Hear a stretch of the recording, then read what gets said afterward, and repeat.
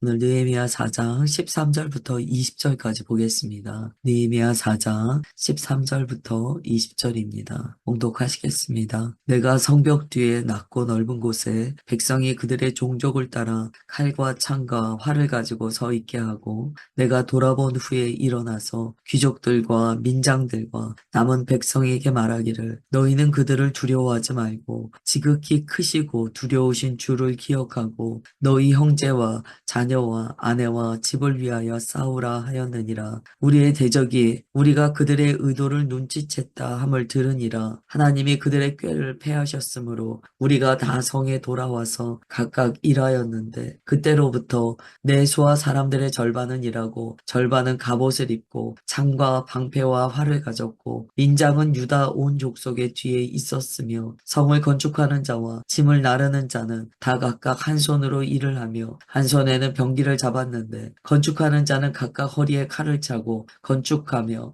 나팔 부는 자는 내 곁에 섰었느니라. 내가 귀족들과 민장들과 남은 백성에게 이르기를 이 공사는 크고 넓음으로 우리가 성에서 떨어져 거리가 먼즉 너희는 어디서든지 나팔 소리를 듣거든 그리로 모여서 우리에게로 나아오라. 우리 하나님이 우리를 위하여 싸우시리라 하였느니라. 아멘. 어제 우리가 살펴본 말씀은 대적자들에 의해서 성을 건축하는 이스라엘 백성들의 마음이 낙심되고 약해졌던 것을 나누었습니다. 결국 마음에 시험이 드는 거죠. 마음에 두려움이 들어온 거예요. 정말 어떤 일을 하든지 힘든 순간은요, 포기하고 싶다라는 마음이 딱 들 때예요. 처음에는 이제 외부에서 공격이 오겠죠. 근데 어느 순간 내부에서 낙심이 번져가는 거예요. 그러면서 몸은 더욱더 지치고 마음은 무너지고 또 할 일이 산더미 같이 쌓인 것처럼 느껴지기 시작합니다. 이럴 때 우리는 그만둘까? 포기할까? 이런 생각을 갖게 돼요. 어제 말씀에 따르면 그들이요 아직 폐허가 되어 있는 흙무더기를 보면서 흙무더기가 아직도 많거늘 이라고 탄식합니다. 그러니까 해도 끝이 없는 것처럼 그 일이 보이는 거죠. 또 힘이 다 빠졌다. 마음도 힘들어지고 그러다 보니까 육신의 힘도 나지 않았어요. 또 우리가 성을 건축하지 못할 것이다라는 부정적인 생각까지 들어오게 됩니다. 사실 이 정도면 성벽 공사는요, 사실상 멈출 수밖에 없는 상황이에요. 그런데 오늘 읽은 말씀에 따르면 느헤미야는요, 이스라엘 공동체를 독려합니다. 그리고 사람들을 다시 배치하고 사람들의 마음에 하나님께서 주시는 소망과 주님의 그 말씀을 넣어줍니다. 핵심은 주님을 기억하라라고 외치는 거예요. 저들을 두려워하지 말고 지극히 크시고 두려우신 우리 주를 기억하라라고 이야기합니다.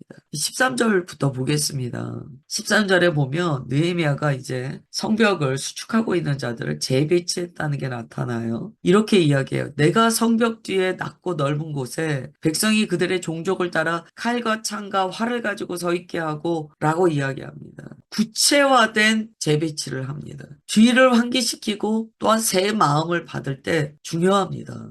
우리도 한 번씩 교회 안에서의 재배치를 하잖아요. 그게 왜 그러냐면 마음을 새롭게 하는 효과가 있기 때문이에요.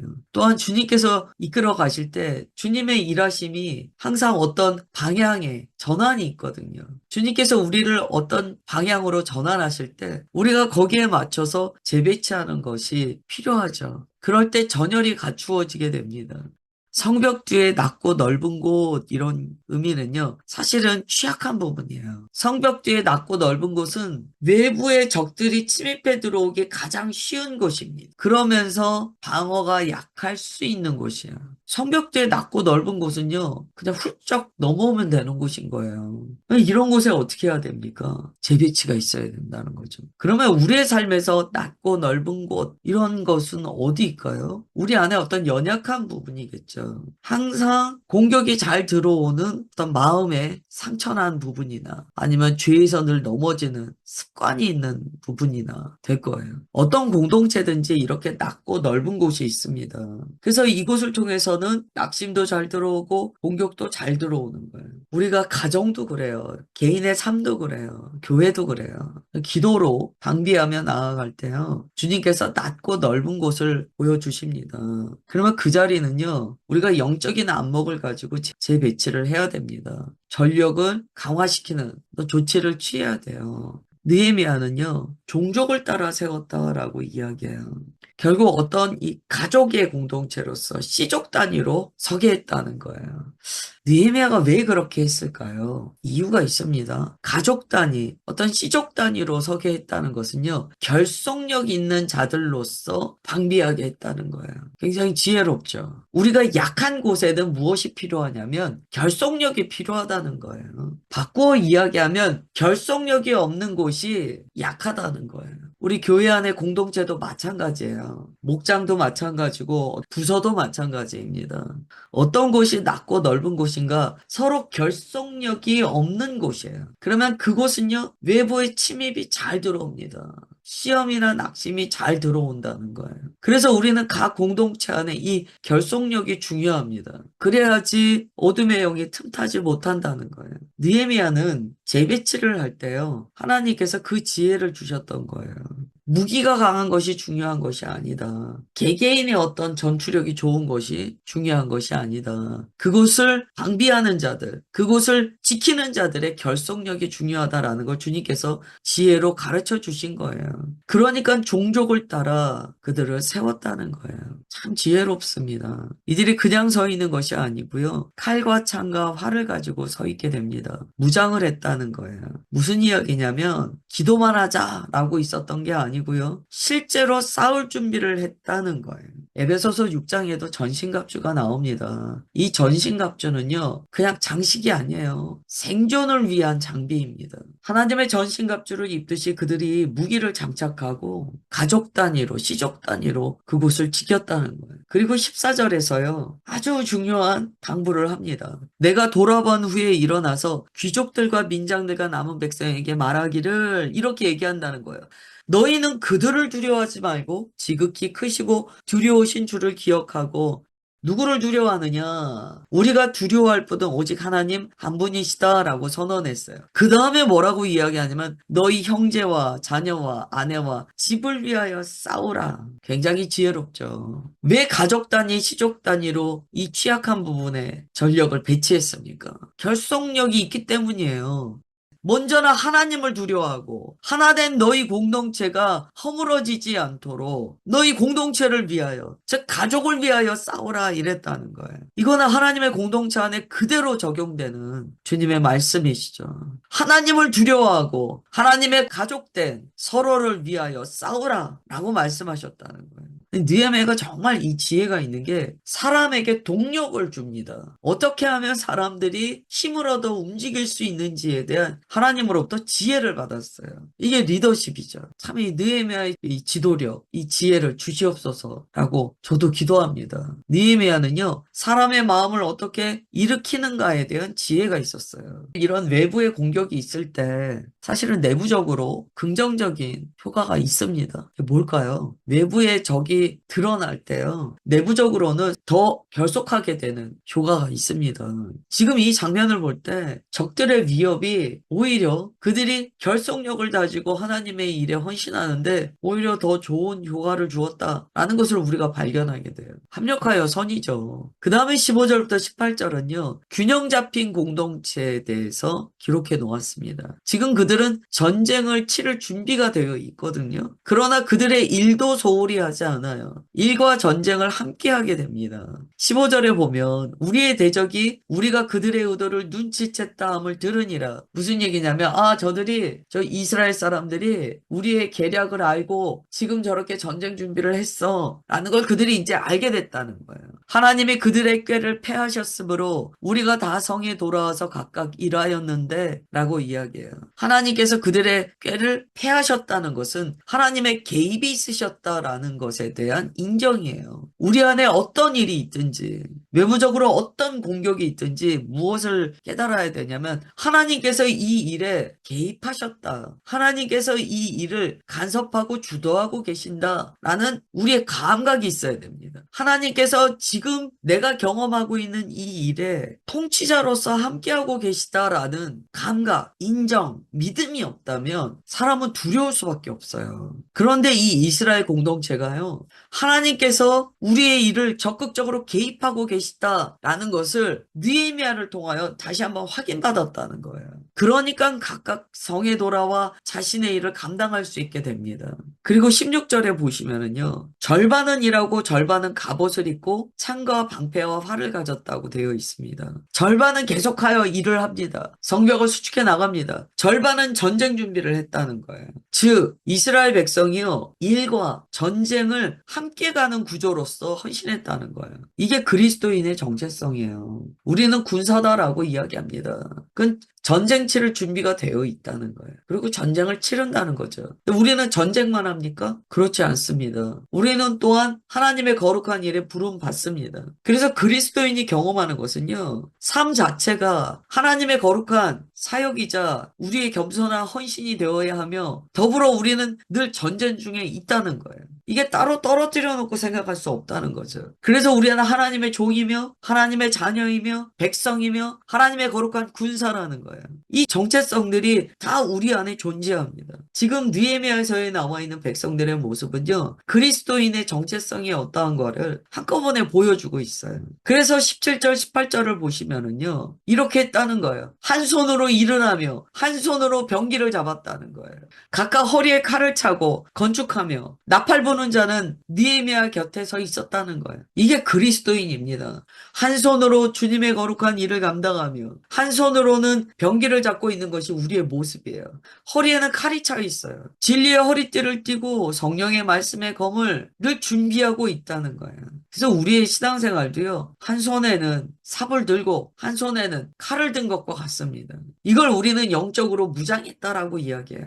그리스도인은 반드시 늘 전쟁할 준비가 되어 있어야 돼요. 또한 전쟁을 치를 수 있어야 돼요. 그리고 또한 주님의 일에 거룩하게 헌신할 준비도 되어 있어야 합니다. 그런데 여기에서요, 19절, 20절 보시면 나팔이 나와요. 나팔. 무슨 이야기냐면 혹여 적들이 공격해 오거나 무슨 일이 생겨요. 그러면 나팔을 불어라 라고 이야기합니다. 그러면 우리 하나님이 우리를 위하여 싸우시리라 라고 선언해요. 나팔을 불면 백성들이 그쪽으로 모입니다. 백성들이 나와서 함께 협력하여 적들을 물리치겠죠. 그런데 느헤미야는 뭐라고 이야기하냐면 우리 하나님이 우리를 위하여 싸우시리라 라는 고백을 합니다. 즉 모든 전쟁은 하나님께서 싸우시는 전쟁이다 라고 선언한다는 거예요. 이 공사는 크고 넓음으로 우리가 성에서 떨어져 거리가 먼즉 하나님의 일을 하기 위해서 우리는 다 각자의 자리에 흩어져 있을 수밖에 없습니다.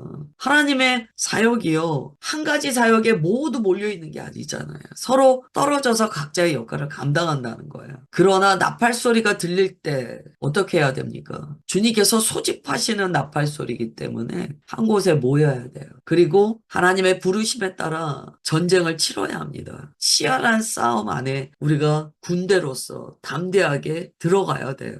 이 나팔 소리를 한번 묵상해 봐야 돼요. 과연 나팔 소리가 뭔가? 나팔 소리가 뭔가? 여러분, 교회 안에서도요, 나팔 소리가 들리는 때가 있습니다. 이런 나팔 소리가 들릴 때는요, 특별히 교회 안에 어떤 선언이 있어요. 대부분은 저를 통하여 어떤 선언이 일어납니다. 제가 어떤 말씀을 드려요. 나팔 소리와 같은 주님의 말씀을 제가 선포할 때가 있습니다. 그거는 하나님께서 지금 우리를 소집하시는 거예요.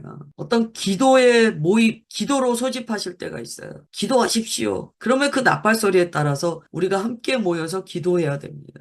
우리가 예배 후에 기도하는 시간이 있는데요. 그때는 나팔 소리와 같은 시간이에요. 그래서 그때 하나님께서 하나님의 뜻을 우리에게 많이 부어주시고요. 들을 귀 없는 자에게 들을 귀를 열어주셔서 공동체를 향한 하나님의 뜻을 가르쳐 주십니다. 그래서 이 나팔 소리가 들리는 때는요, 모이는 때, 우리가 주일에 다 모입니다. 모여서 예배 드려요. 이때는 주님의 소집 명령이 있는 때이죠. 이 소집 명령이 있을 때 우리가 나와 주님께 예배 올려드릴 때 주님께서 한 성령 안에서 모든 주의 자녀들을 만지세요. 그런데 이 주일은 일주일에 한 번, 조금 약하죠. 주일은 나팔 소리가 있는 때는 맞는데 주일 예배는 막 깊게 기도하거나 막 그런 시간은 조금 아니에요. 왜냐면 믿음의 편차도 있고 뭐 그렇기 때문에. 그래서 주일은 특별히 목장을 통하여 우리가 조금 더 깊은 시간을 갖게 됩니다. 우리 개인의 삶에도요, 주님께서 이 나팔 소리를 들려주세요. 주실 때가 있어요. 그때는요, 나팔 소리를 듣기도 하지만 우리가 주님 앞에 나팔 소리를 냅니다. 그래서 주님께서 우리에게 가까이 임하셔서 우리를 도우시게 돼요. 우리 쪽에서 주님께 부는 나팔 소리는 무엇일까요? 기도예요. 다른 거 아니에요. 기도예요. 주님께 우리가 나팔을 부는 거예요. 그러면 주님께서 오셔서 우리를 돕기 시작하신다는 거죠. 나팔 소리 안 불어도 주님은 아세요. 오셔서 도우시겠죠. 그런데 왜 나팔 소리를 특별히 불라고 말씀하십니까?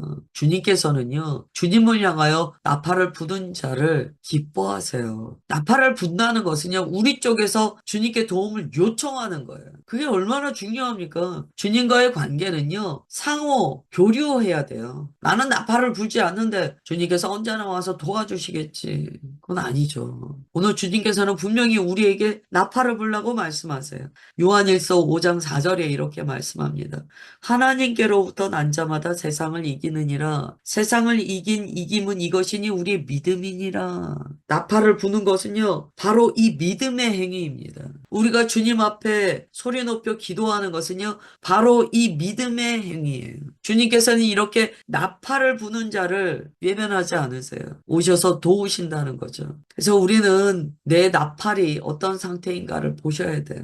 나팔을 불어 주의 도우심과 승리를 경험하는 우리 모두가 되시기를 주 예수님의 이름으로 축원합니다.